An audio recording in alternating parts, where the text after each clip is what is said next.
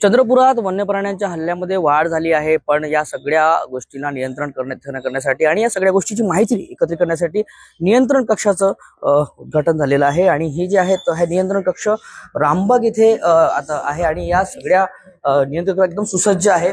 चंद्रपूर जिल्ह्याची माहिती इत्थंभूत माहिती इथे असणार आहे, म्हणजे ज्या ठिकाणी वन्य प्राण्यांचे हल्ले होतात त्या ठिकाणी वॉच ठेवण्यासाठी ह्या सगळी टीम जी तैनात आहे।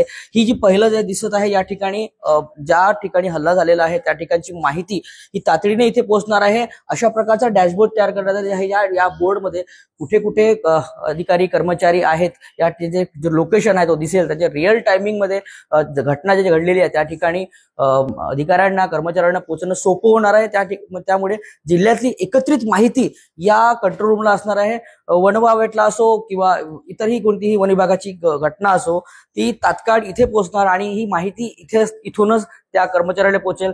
ही थोडं सोपं काम झालेलं आहे, कारण की प्रत्येक जिल्ह्यामध्ये वेगवेगळ्या ठिकाणी या सगळ्या घटना होत होत्या आणि त्या पोहोचायला वेळ लागत होत्या, त्याच्यामुळे कुठेतरी तात्काळ पोहोचता येत नव्हतं। पण आता या नियंत्रण कक्षामुळे हे राज्यातलं पहिलं प्रयोग चंद्रपूर जिल्ह्यामध्ये पायलट प्रोजेक्ट राबवण्यात आलेला आहे। या प्रोजेक्टच्या नंतर राज्यात इतर ठिकाणी सुद्धा अशाच प्रकारचं नियंत्रण कक्ष उभारण्यात येणार आहे, ज्याच्यामुळे म्हणजे एकंदरीत ज्या जिल्ह्यात मोठ्या मोठ्या घटना होतात जंगलाशी रिलेटेड त्या तातडीने नियंत्रण कक्षाकडे पोहोचेल आणि त्या सगळ्यांना सॉल्व्ह करण्याचा प्रयत्न वन विभाग करणार आहे। हैदर शेख, न्यूज 18 लोकमत, चंद्रपूर।